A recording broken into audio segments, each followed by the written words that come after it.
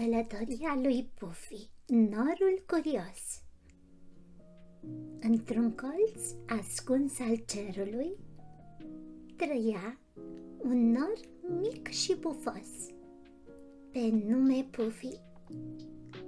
Nu era un nor obișnuit. Puffy era extrem de curios. În timp ce ceilalți nori se plimbau liniștiți deasupra munților și câmpiilor, Puffy visa să coboare pe pământ și să descopere lumea oamenilor. "Nu ești făcut pentru pământ, Puffy," îi spuneau norii mai mari. "Ai grijă, acolo jos e imprevizibil." Dar într-o dimineață, mânat de o adiere jucăușă de vânt, Puffy s-a desprins de norii ceilalți și a început să coboare. Prima oprire, pădurea fermecată. Ajuns la marginea unei păduri dese, Puffy a întâlnit un arici mic cu ochelari rotunzi de nume Ticu. "Cine ești tu, norișorule?" a întrebat Ticu. "Sunt Puffy, am venit să explorez lumea."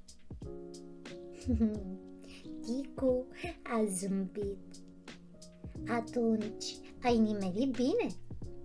În pădurea asta se ascunde o comoară, dar nimeni n-a reușit să o găsească vreodată." Puffy, curios cum era, s-a oferit să-l ajute pe Ticu să găsească comoara.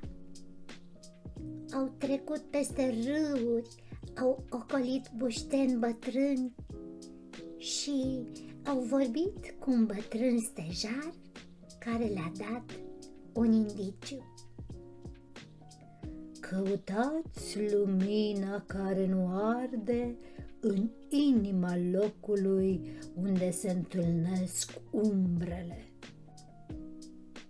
Astfel că cei doi, după multe încercări, au descoperit un luminiș rotund unde razele soarelui păreau că dansează fără să ardă. Acolo, în mijloc, au găsit un glob de cristal în care se reflectau toate visele celor care aveau inimă curată. "Asta e comoara?" a întrebat Puffy puțin nedumerit. "Da," a spus Ticu, "e comoara viselor. Cine o găsește poate împlini un singur vis adevărat." Puffy s-a gândit o clipă. "Atunci eu vreau să mă pot întoarce pe cer, dar și să revin aici oricând doresc. Vreau să fiu un nor călător." Globul a strălucit, iar în clipa următoare Puffy a simțit cum se ridică încet spre cer, purtat de o rază de soare. Dar ceva era diferit. De acum putea coborî oricând dorea. De atunci, Puffy a devenit norul călător în toată lumea, cel care aducea ploaie acolo unde era nevoie, sau răcoare în zilele fierbinți și zâmbete oriunde ajungea. Iar prietenul lui, Ticu, îl aștepta mereu în luminiș, gata pentru o nouă aventură.